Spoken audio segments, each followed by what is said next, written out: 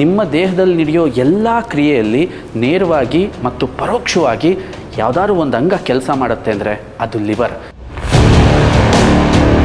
ಇಂಥ ಲಿವರ್ ಹಾಳಾಗ್ತಿರೋದಾದರೂ ಯಾಕೆ? ಒಂದು ಒತ್ತಡ, ಅನ್ನೆಸೆಸರಿ ಫುಡ್ನ ತಿಂತಾ ಇದ್ದೀವಿ, ವ್ಯಾಯಾಮ ಇಲ್ಲದೆ ಇರೋ ಜೀವನ,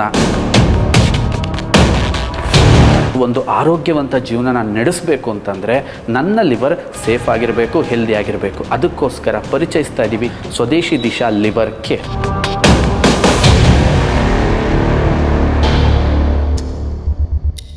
ಒಳ್ಳೆಯವ್ರನ್ನ ಗುರುತಿಸಬೇಕು ಮತ್ತು ಒಳ್ಳೆಯವ್ರನ್ನ ಪ್ರೋತ್ಸಾಹಿಸಬೇಕು. ಆವಾಗಲೇ ಊರು ಮತ್ತು ದೇಶ ಬೆಳೆಯೋದು. ಅದೇ ಥರ ನಿಮ್ಮ ದೇಹದಲ್ಲಿ ಎಲ್ಲ ಅಂಗಕ್ಕಿಂತ ಅತಿ ಹೆಚ್ಚು ಕೆಲಸ ಮಾಡೋ ಅಂಗನ ನೀವು ಗುರುತಿಸಿದ್ದೀರಾ ಮತ್ತು ಪ್ರೋತ್ಸಾಹಿಸಿದ್ದೀರಾ. ನಾನು ಹೇಳ್ತಾ ಇರೋದು ನಿಮ್ಮ ಲಿವರ್ ಬಗ್ಗೆ.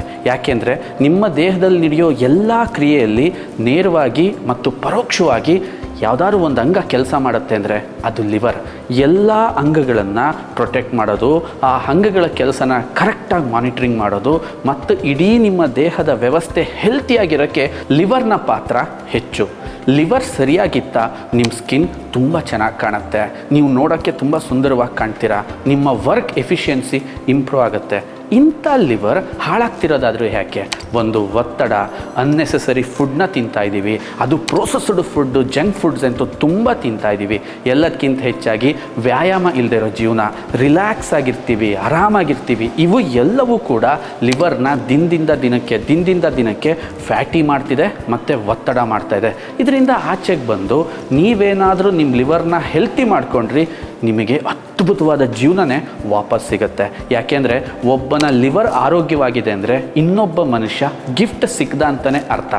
ನಾನು ಯಾಕೆ ಇಷ್ಟು ಲಿವರ್ನ ಒತ್ತಿ ಹೇಳ್ತಾ ಇದ್ದೀನಿ ಅಂದರೆ, ಬೇರೆ ಅಂಗಗಳು ಸ್ವಲ್ಪ ಡ್ಯಾಮೇಜ್ ಆದ್ರೂ ಅದ್ರದ್ದು ಗುಣಲಕ್ಷಣನ ತೋರಿಸ್ಬಿಡುತ್ತೆ. ಆದರೆ ಲಿವರ್ ಹಾಗಲ್ಲ. 75% ಹಾಳಾದರೂ ಇನ್ನು 25%ಅಲ್ಲೇ ಕೆಲಸ ಮಾಡ್ತಿರುತ್ತೆ, ಆದರೆ ಒಳಗೆ ಡ್ಯಾಮೇಜ್ ಆಗಿರುತ್ತೆ.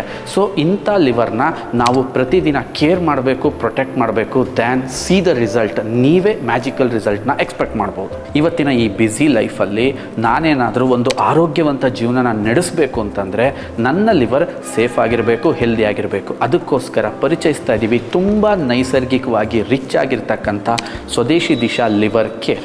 ಇವತ್ತು ಪಾಯ್ಸನ್ಗಳು ತುಂಬ ನಮ್ಮ ದೇಹನ ಪ್ರವೇಶಿಸ್ತಾ ಇದೆ. ಎಂಥ ಪಾಯ್ಸನ್ ಪ್ರವೇಶಿಸಿದ್ರೂ ಲಿವರ್ ಡ್ಯಾಮೇಜ್ ಆಗಬಾರ್ದು ಅಂತೇಳಿ ನಾವಿದಕ್ಕೆ ಮಿಲ್ಕ್ ಟೀಸಲ್ನ ಆ್ಯಡ್ ಮಾಡಿದ್ದೀವಿ. ಜೊತೆಗೆ ಅರ್ಜುನ ಟ್ರೀ ಎಕ್ಸ್ಟ್ರಾಕ್ಟ್ ಏನಿದೆ ಲಿವರ್ನ ಸ್ಟ್ರಾಂಗ್ ಮಾಡುತ್ತೆ, ಅದರ ಫಂಕ್ಷನನ್ನು ಬೆಟರ್ ಮಾಡುತ್ತೆ ಮತ್ತು ಅದರ ಆ್ಯಕ್ಟಿವಿಟಿನ ತುಂಬ ಕ್ರಿಯೇಟಿವ್ ಆಗಿ ಪ್ರೊಟೆಕ್ಟ್ ಮಾಡುತ್ತೆ.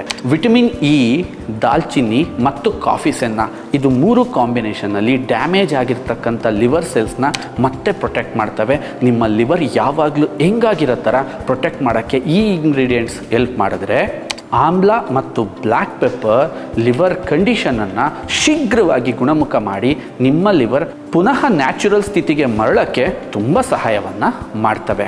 ಇದನ್ನು 4 ತಿಂಗಳು ಕೋರ್ಸ್ ಆಗಿ ನೀವು ಬಳಸಬೇಕು. ಬೆಳಿಗ್ಗೆ ಮತ್ತು ಸಂಜೆ ನಿಯಮಿತವಾಗಿ ಬಳಸಬೇಕು.